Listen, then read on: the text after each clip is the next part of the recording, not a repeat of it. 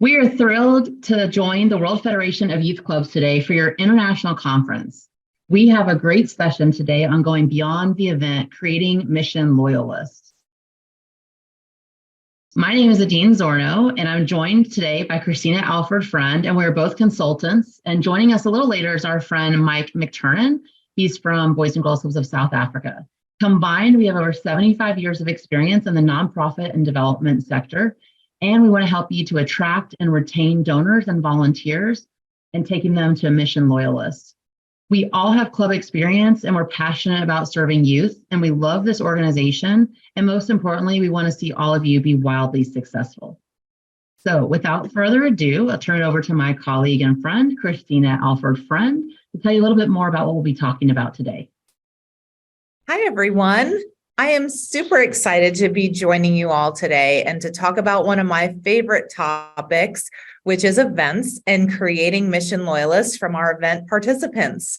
Today, we're going to talk about four things. We're going to talk about raising money on the day of your event and then leveraging your event to go beyond day of fundraising. We're going to talk about the importance of leveraging committees and your volunteers in event fundraising and how they can really be game changers for your fundraising experience. We're going to talk about going from event participant to mission loyalists and how you create those rabid fans of the work that you're doing inside your clubs. And also, we're going to end by talking about donor stewardship, communication, and engagement once that event wraps up. So let's jump in. For our purposes today, there are three main parts to event fundraising: before the event or pre-event, during the event, and post-event. Before we dive in, we really want to make sure we get on the same page when it comes to development.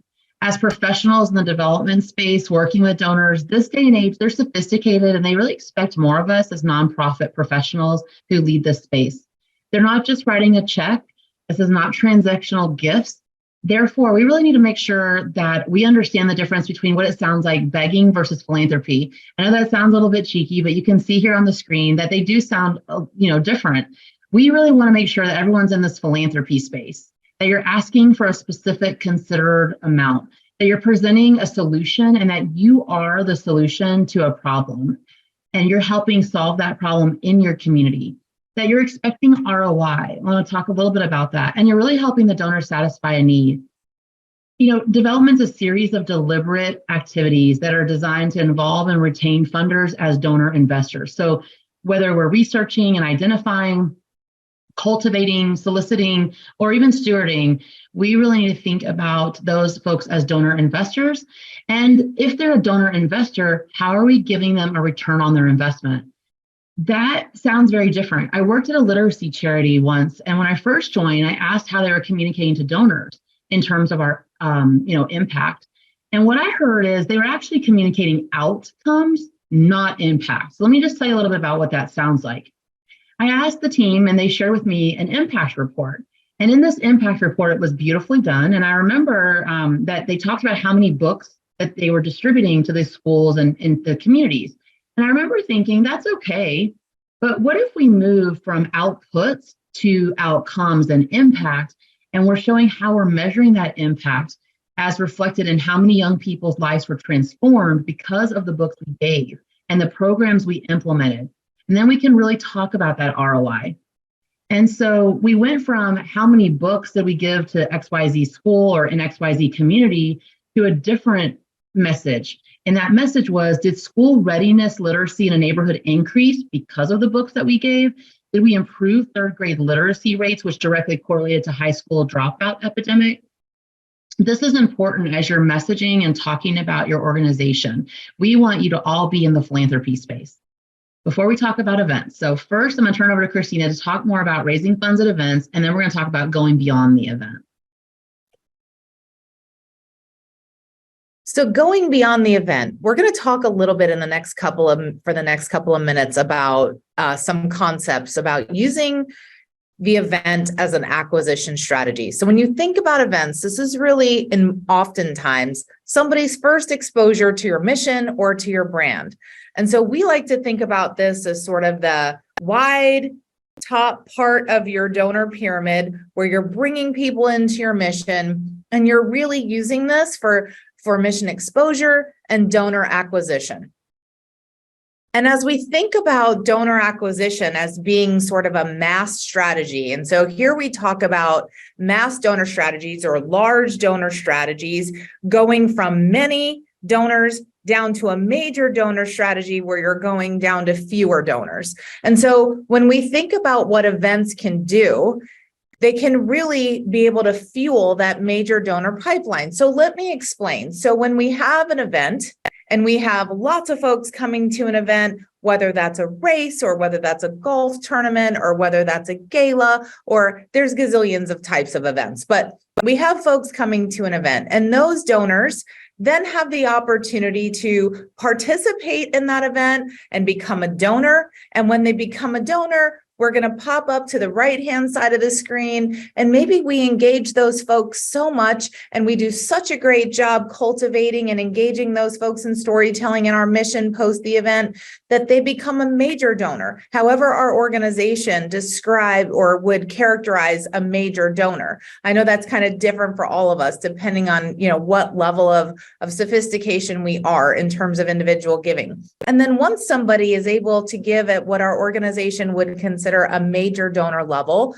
we're then able to really show how those folks support our mission and impact our mission. And so we're going to talk a little bit later about how you do the storytelling to really get at that impact support that Adine mentioned a few minutes ago.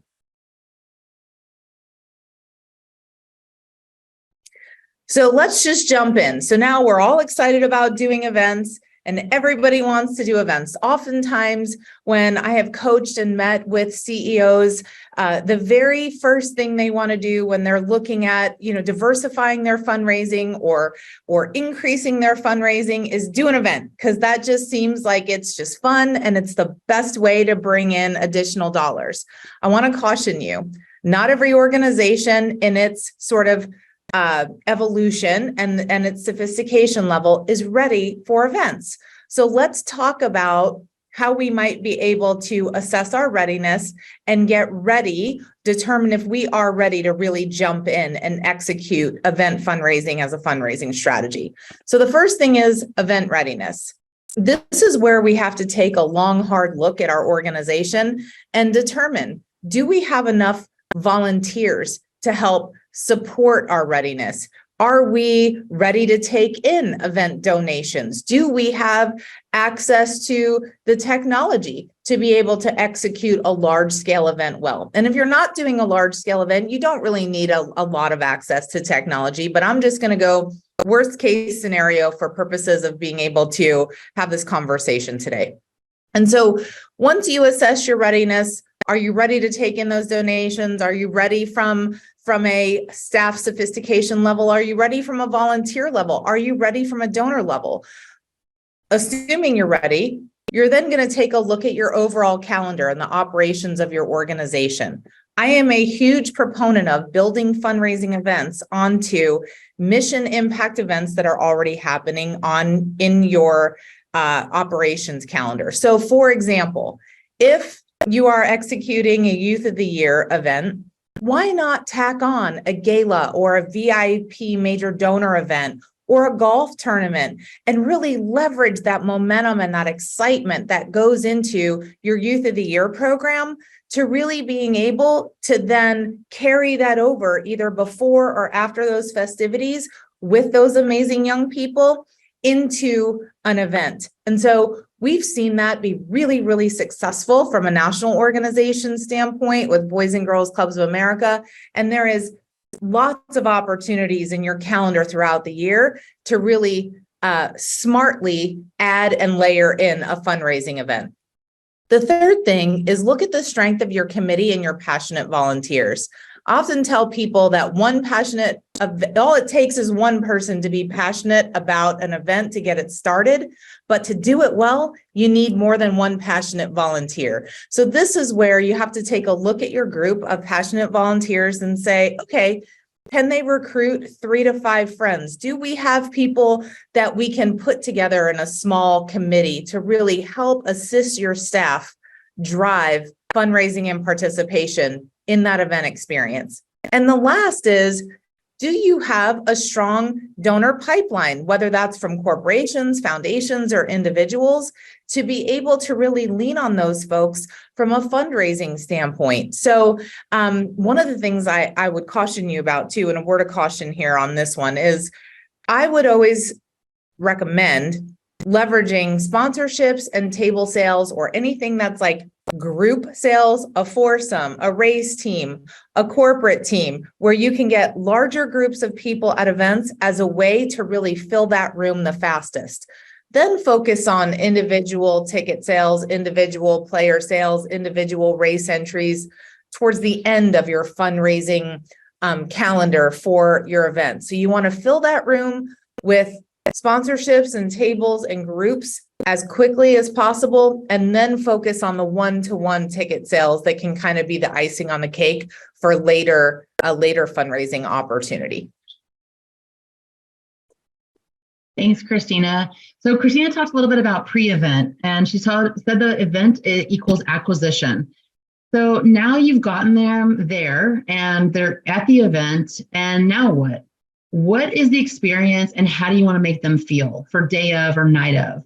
Christina and I had an event once, and from start to finish, the participants felt like rock stars. And I'm not just saying that because it was our event, but the energy was contagious. It was that kind of event, you just left there feeling great. You went to bed great. The participants all talked about it for days and weeks. We had this event for the very first time at the new Dallas Cowboys Stadium. And at this point, no charity had an event on the field of this new stadium, and no major even football games had been played on the new field. American football, I should say. We have an international audience. We were the first, and we knew that we needed to match the event to the moment. And before you even arrived as a participant, we had email reminders for auction and bidding to make that check-in experience really smooth. You could add your credit card in advance and your contact information. We sent out information on where to park.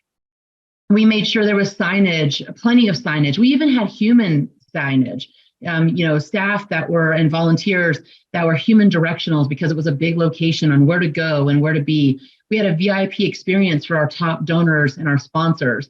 And we had a red carpet. Not just any red carpet, but it was lined with club kids cheering in the adults and clapping, and we had noisemakers.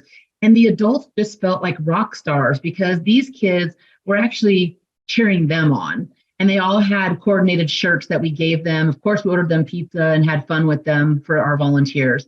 But we really made sure intentionally, what was the event experience going to be like? What is the feeling we want to evoke from start to finish? Even at the end of the night, if you valeted, which valet was complimentary, we had a sponsor, I think it was Dunkin' Donuts, correct me if I'm wrong, Christina, and there was warm donuts in everyone's car on the way home, and you had an option to grab coffee.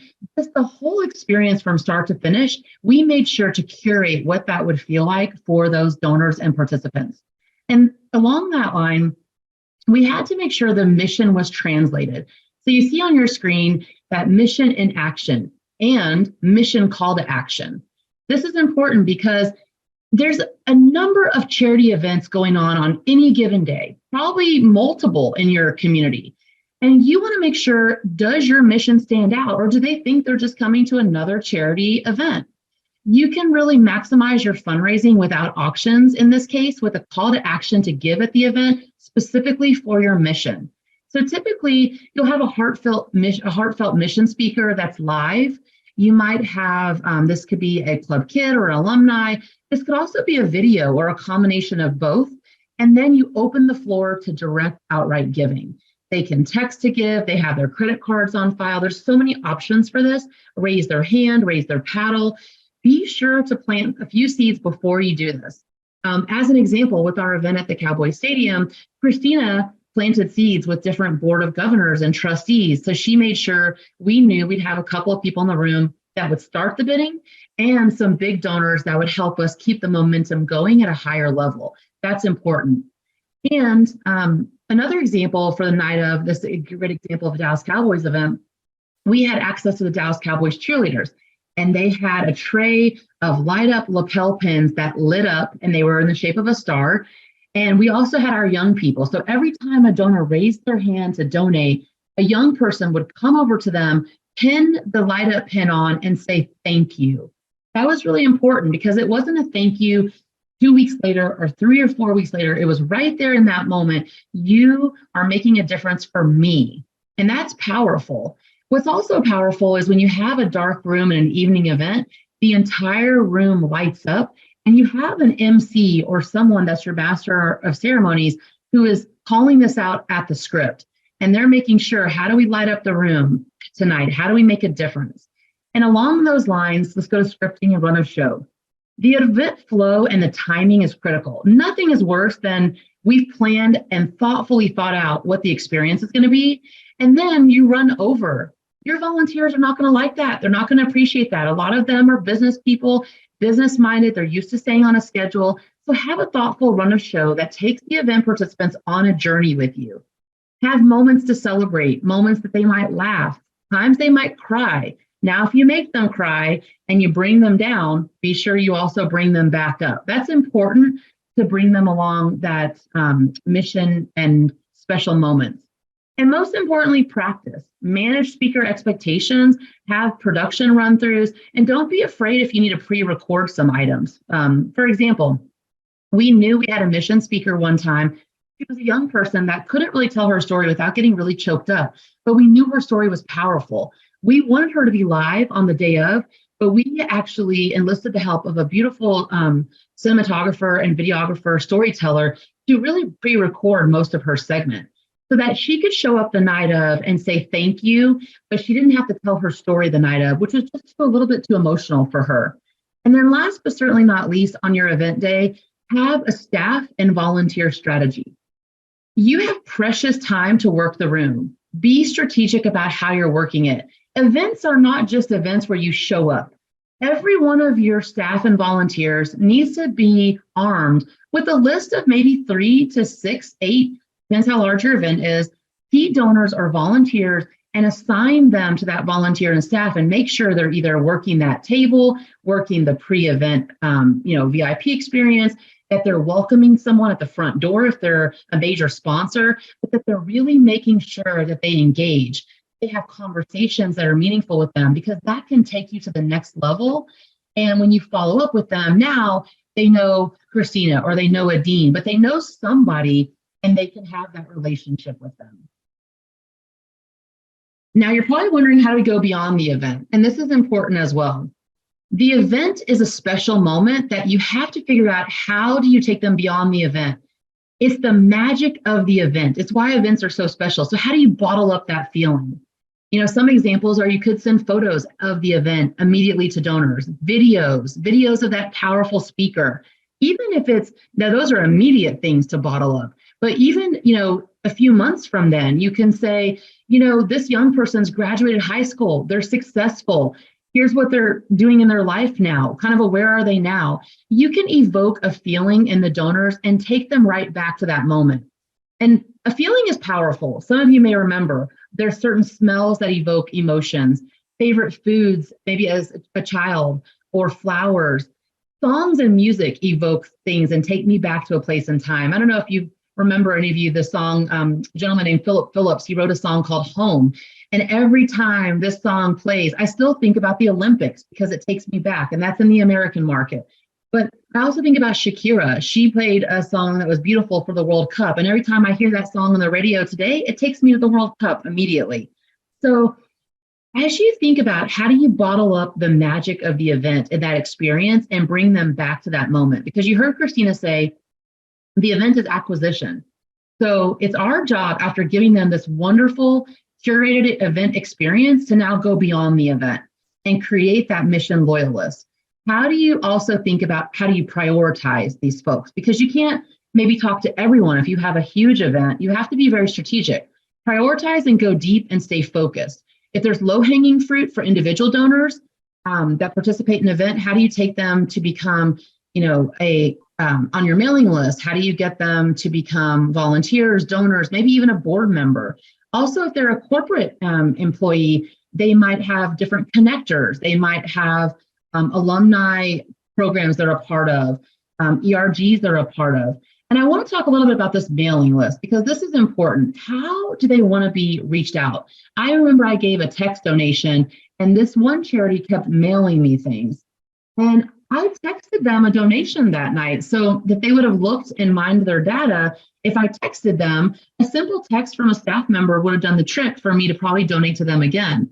But many of these connections are friends, are coming from a family member. So how are you intentionally thinking about how you're connecting with them? That's going to be important because if you don't have their contact information, you can't go beyond the event. People give to people. Who invites them to the event matters, who thanks them is going to matter, and who follows up with them is going to matter. So be sure that you're thinking about how to have that conversation to go beyond the event. Hey, Adine. Yes, absolutely. Jump in, Christina. I don't mean to interrupt you on this, but I was just thinking of a perfect example when you were talking about the, taking folks through this event experience. Do you remember one of our favorite volunteers, Colette? Yes, Colette Young, I love her. So can you just talk briefly for a second about the experience when we met Colette at an event? Colette was the spouse of a volunteer at the time, right? A connection through another board member. And then just talk about how that event transformed her relationship with us really quickly. Absolutely.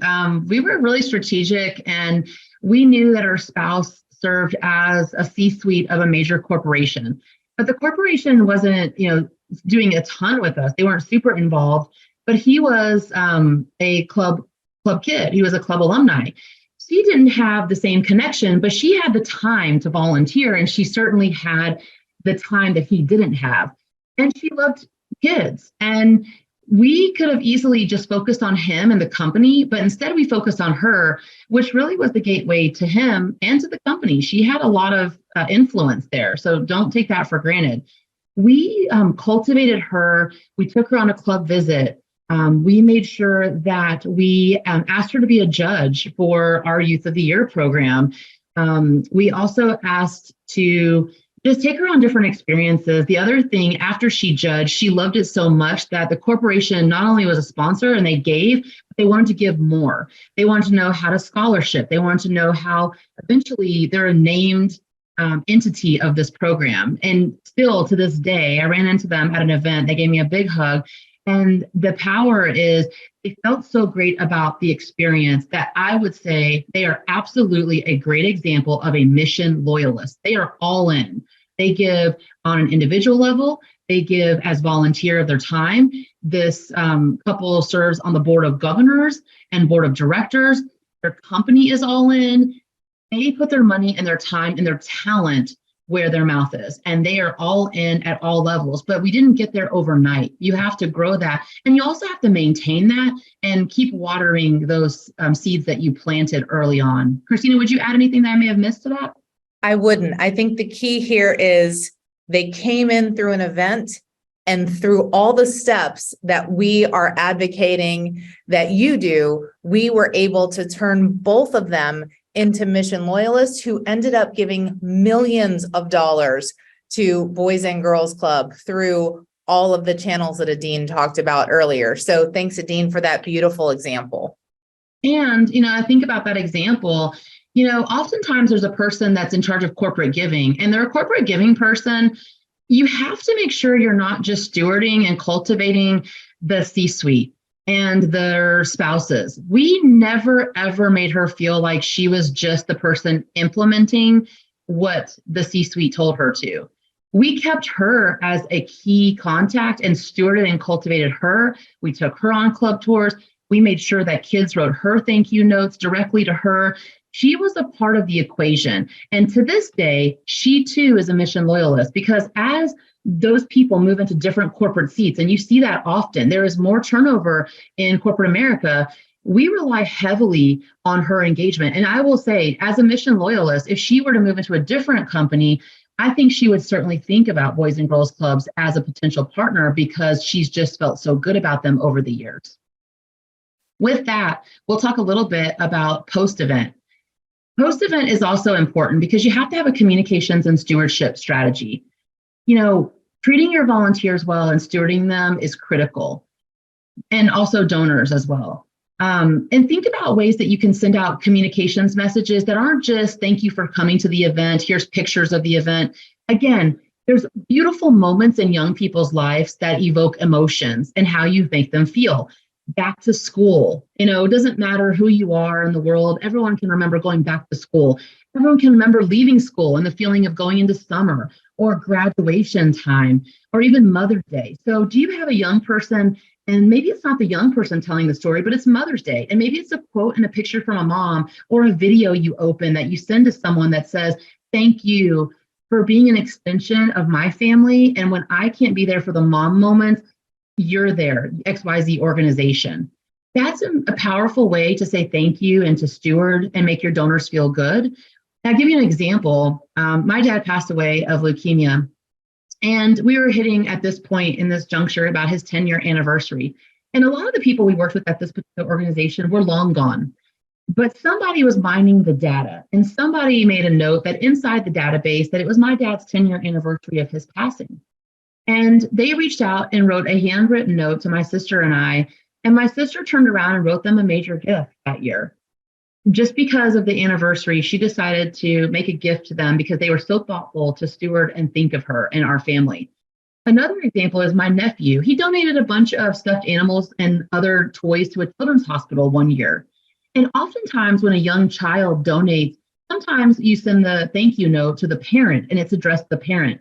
But what stuck out to my sister and I in this example is the letter was written to him, not to the parents. Talk about good communication. And they even were so thoughtful to make sure they had the right mailing and contact info and the salutation. There's nothing worse than doing something beautiful for stewardship or communication, and you just butcher the salutation. You write it to the wife only or to the husband only.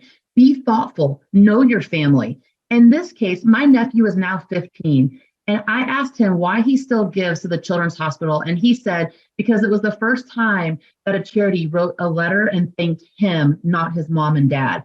He is now a mission loyalist. He's 15, and I guarantee when he's 25 or even 30, he's going to remember to write them a gift. So your stewardship and communication goes a long way. Also, storytelling and impact. I'll talk a little bit more about storytelling, but how do you share your mission in kids' artwork? Can you send some beautiful artwork? Can you send updates on the success of the family or the youth, the difference and the impact, not the outputs, but the impact you made? And lastly, can you build your committee and your passionate volunteers when you're taking major donors, maybe on a tour of your facility, or you're meeting with them for coffee? Can you also make sure that you weave into the conversation, what is the legacy that you want to make? What is the legacy you want to create with our organization? It's a powerful question to ask because then it's your opportunity to be silent and listen to their answer. It's in the listening that we find out so much about what a volunteer wants. I'll go back to the example Christina gave with Colette. We asked her what was her interest. We knew her husband was a club kid, but what did you want to do? How did you want to make a difference? And she was very open and honest, and we allowed her answer to guide and dictate how we can engage her and involve her. So she helped to be involved in that stewardship strategy. And Christina talked a little bit about, how do you take them to event participant to ultimately major donor? The mass donor or the event fuels your major donor pipeline. We talked about that in some of those examples. So as you're not going to go like this is just like a first date. If they come to your event, you should ask them out again. Take them on a club tour. They've already shown interest and they expect to hear from you. Shame on you if you don't talk to them until the next year. How often have we gone to an event and then the next year rolls around, we haven't heard from anybody all year and they say, come back to the event. What? You missed so much time in between event to event where you could have had a conversation. And I don't know about you, but if someone took me on a date and never asked me out for a year later to the next time, I might not want to go on that date again with them. So don't let them down. They know what the relationship is about and they expect you to make the ask. And we also talked about post-event thank yous and letters and invitations. And photos. There's so many opportunities there to communicate, but acknowledge your new donors as soon as possible and as personally as possible. Let your stewardship materials help you tell the stories about how their dollars helped and how they made an impact, and have a post communications calendar. Don't just, again, we heard from you once and then next year at the event. At least communicate and how you can communicate to them. And before you ask them for another donation, please do some type of communication or stewardship. And that leaves us with the power of storytelling. People will not necessarily remember all the data and all the details, but they'll always remember how you made them feel. Give them the event experience that makes them feel like rock stars and that makes them feel your mission. Again, do you have young people speak at your event? Do you have an alumni with a powerful story? Can you capture someone on video? You don't have to have a fancy, videographer or someone telling your story. Everyone has a cell phone. Video that young person, tell their story. I'll never forget, I actually was a recipient of the nonprofit on the other side. I lost everything in a 6-alarm fire. For the first time, the Red Cross truck was there and they were helping me. And I saw a friend in my industry and she said, Adine, what are you doing here? I said, that's my place burning down to the ground. This condo unit, everyone's displaced. And she was there to help with the American Red Cross. I later spoke at a major gift event for them. And I was the face of a different story for them because I was telling a story of someone who was fully insured but couldn't access my insurance money. And what I realized about this that's important is that when you're telling stories, in this case, it's different viewpoints that matter. Think about sometimes there's powerful storytelling that you've heard and how it made you feel. In this example with the Red Cross, I was telling them, a major donor audience, a story about a girl who was insured and couldn't access my money and needed the intervention of the Red Cross to help me with little things in the interim. So you can have different viewpoints about your mission impact for different audiences, but the ultimate aspect is how did you make them feel and how do they remember your mission? Don't hesitate to reach out to myself, Adine Zornow, Christina Alford-Friend. We're both here for you. Our email and LinkedIn information is here. In a couple minutes, we're going to be taking live Q&A with you all, but don't hesitate to stay in touch until then. Thank you all.